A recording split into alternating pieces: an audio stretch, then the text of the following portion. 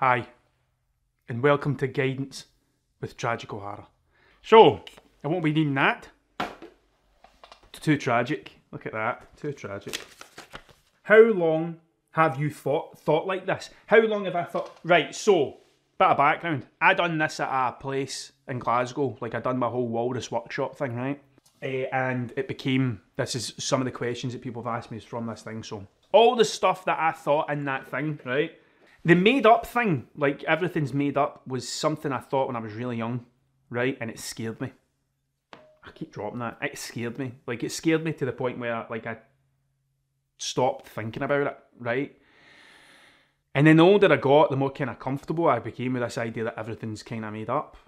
And I take, instead of it scaring me, I kind of take comfort in that, like, now. But, like, the way that everything I explained in the workshop and everything that I'm writing in my book and all that, so I'm writing in my book, I can't believe I'm talking about my book dressed like this. All that stuff that I'm thinking now is, like, they were, like, really small ideas. And then see these books that I've been showing you where I've been writing down all these things that I'm feeling and different ideas that I've got and all that sort of stuff. They evolved into these things, but this way of talking about, like, the grey area and Rule Zero and Rule 0.5 and all these different things that I've got, they're about a year all in. Like, where someone, the professional walrus chaser thing is a year. It's been a year's worth of thinking, so it's been a year where I've been able to name it, but they were nameless things that I never really spoke about because it worried me.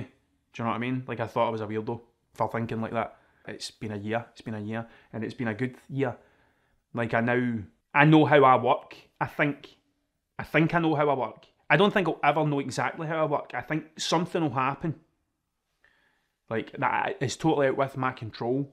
But knowing that I've got these things makes me feel a bit better about the things that are outside of my control, like the bolts of lightning. Like, I can't really do anything about the bolts of lightning. But while I haven't been hit with a bolt of lightning, I might as well just do the walrus thing. You know what I mean? Viktor Frankl, the writing that what was I saying? Oh, that saying or writing that he, my robot, right? I felt you were. Does that sound like they fit together? All the best. Yes. Coffee.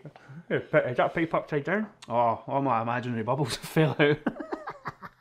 Can I come to your kid's wedding? That's not my decision to make. How do you know this is what you wanted to do? How did I know that this is what I wanted to do? By thinking about why. That, honestly, by thinking about why, rather than what. My why is on that thing there. There's a job description up there that I've written, right?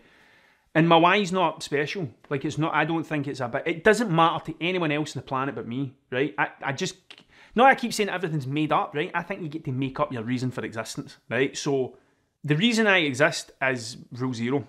That's the main reason. That becomes above the walrus.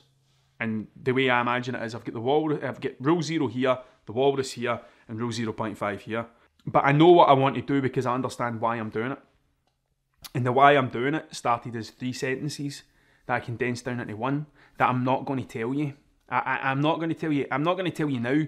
I will say eventually, but, like, the reason I'm not telling you is because I think that if I was to just tell you my why, the reason why I think I exist, then either you'll look at it and go and try and adopt it as your reason for being here, and it won't be. It won't be. Or it might be. I don't know. I couldn't tell you. I really couldn't tell you. But I know if I share it, then it'll people will start to think about whether that's the right why for them. And I think you just get to make it up. Like, I really just think you get to make it up. But it's nothing special. Like, it's not, like, I didn't find it somewhere. Like, it never came out of a book. It came from in here. It came from, oh man, how deep was that? It came from inside myself. Like, that's where it comes from. It's like, I made it up myself, and it just felt right. And I just kept chasing that feeling. Like, if it felt right, keep doing it. Did I answer that question? I don't know. That'll do. You get what you pay for, know what I mean? Are you ever going to get a baldy? I've had a baldy. Like, my hair. Like, I've had a baldy. Like, 4 times. Like, I remember this hair here that I've got now, the last haircut I had was a total skin. Like, I bicked it right down to nothing and then just let it grow through there because I had Before that, I had a bright pink mohawk. Like, I had a mohawk which shaped like a Travis Bickle taxi driver mohawk, shaved right in at the sides. And then when my gran was in hospital, that's what happened. My gran was in hospital, and I dyed it pink because I thought, and then when she walked in, she was just laughing at my hair. Do you know what I mean? So I dyed it pink, and then when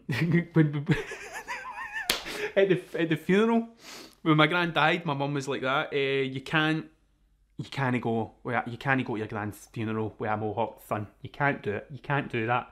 And I was like, I bet I can. Like, I don't think they're going to turn me away. Like, I'm in the front row. Like, but my mum was like, you can't do that. So I shaved it off, and I had it like a one. I don't know what you would call it. And then after that, I backed it off. Like, it didn't bother me. Like, at one point, I was going to get a spider's web tattooed into my hair, but I'm glad I didn't because I like my long hair. So I do. But I would get a baldy. Josh, your guidance teacher, that. Would you go in and go, sir, you ever going to get a baldy? Why did you start? What inspired you? Why did I start? I started doing what I'm doing because it made me feel better than I was feeling previously. That would have been it. Like that was I can't. Do you see that? I actually pushed these fake glasses out there. I felt lost for years, so that's why I started doing the stuff I'm doing. But like my actual made up reason for existence is I can't tell you that. Can't tell you that right now. But what inspired me? Oh man, the first thing that ever inspired me was the Beastie Boys. Beastie Boys. Like I wasn't around music that made me go. Like my dad listened to Tina Turner and my mum listened to John Bon Jovi. Like I never had music round about me. There was no one that listened to music, and I was like, "Who's this?" Like, but I was watching Live and Kicking one time, and there was a hit or miss section, and I remember sitting in front of the TV, and it was a hit or miss. So they would play a bit of music, they'd play a music video, and the panel would decide whether it was going to be a smash hit or whether it was going to be a miss.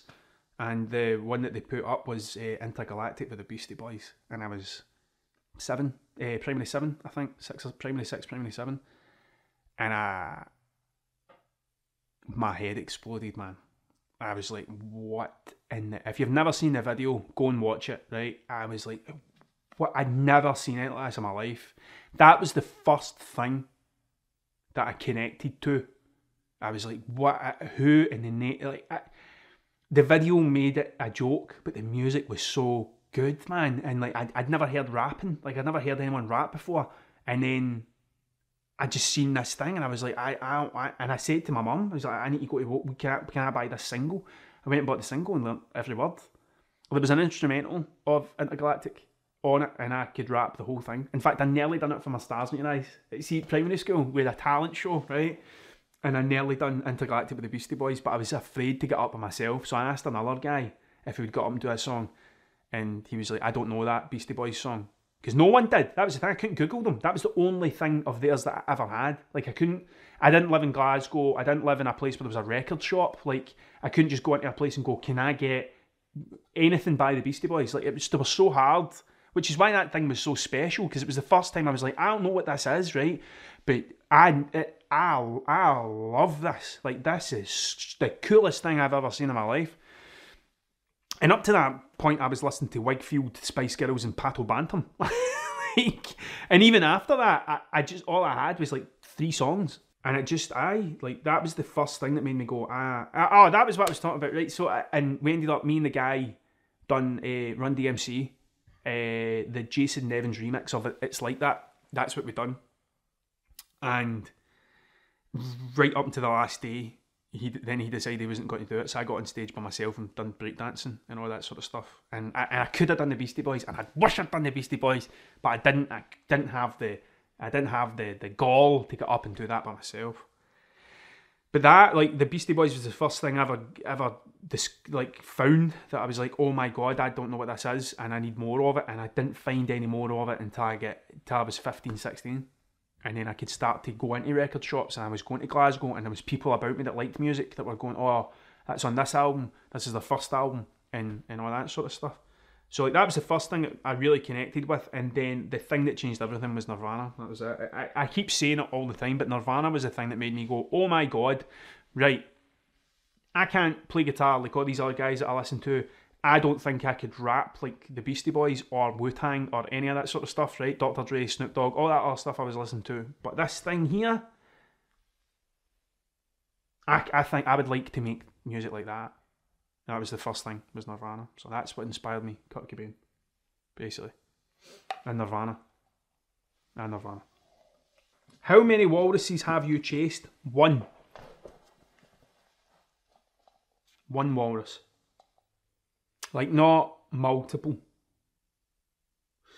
But if you were to take the word walrus and replace it with things, how many things have I chased? I couldn't tell you. A massive amount. I chased the music thing. I chased the art thing. I chased a graphic design thing. I wanted to be that. I chased a social media thing, but I wanted to start a company where I dealt with, I done like social media for folk. I chased a thing called 1,000 Fans. I chased a thing called Pop Nonsense. I've chased loads of stuff. Like, the things, the goals, like chase this. But I never really followed one through to the end, ever. Which is why I chased so many things. And I used to think that was my fault. Like, there was something wrong with me. I didn't have the focus to focus on something for more than 6 months to a year. And I was doomed to just continue to fail at everything. But really what it was I didn't understand. The thing that I was trying to chase wasn't the thing I really wanted to chase. It wasn't the thing. It wasn't the walrus. It wasn't this thing that even now, 2018, 19, 20, 21, 4 years later, I'm still like, it took me 3 years to name it, or 2 years to name it, but like I know this is what I'm supposed to be doing, like, because it just feels right. It just feels right. And 4 years is the most I've ever focused on anything. I don't think I was ever in a band for more than 4 years.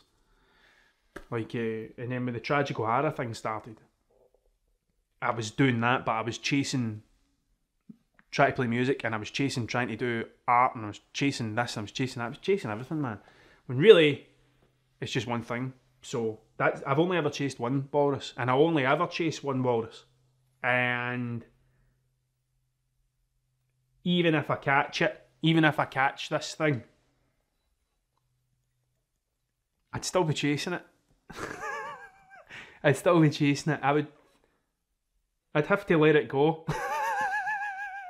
Like, if I got it in a cage, I'd have to go, right, see you later. I'll give you a 30-second head start. Yeah, so just one. What made you want to be a walrus chaser? Why? Why? The feeling. That was it. Like, the feeling of what I hear the feeling I get when I listen to I Am the Walrus. That's it. Like, I knew back. I mean, I've been working on this since 2018 when I heard that song, and I felt this feeling, an indescribable feeling that I can't, like, try to describe yellow. Like, I just knew what it was. It just felt right, and I allowed myself for the first time ever to just think without judging myself and my own thoughts, because no one's going to hear it. Like, I can think whatever I want, and no one can do anything about it. If I act on those thoughts, and I decide to act on thoughts that are not adhering to rule 0.5, then we've got a problem. But I'm just talking to myself, right? And when I heard that song, it just allowed me to talk to myself the way that I wanted to talk. Like, just think about stuff, because you're just thinking. Like, you don't hurt anyone by just thinking. So, apart from yourself, the only person you hurt by thinking is yourself. Do you know what I mean?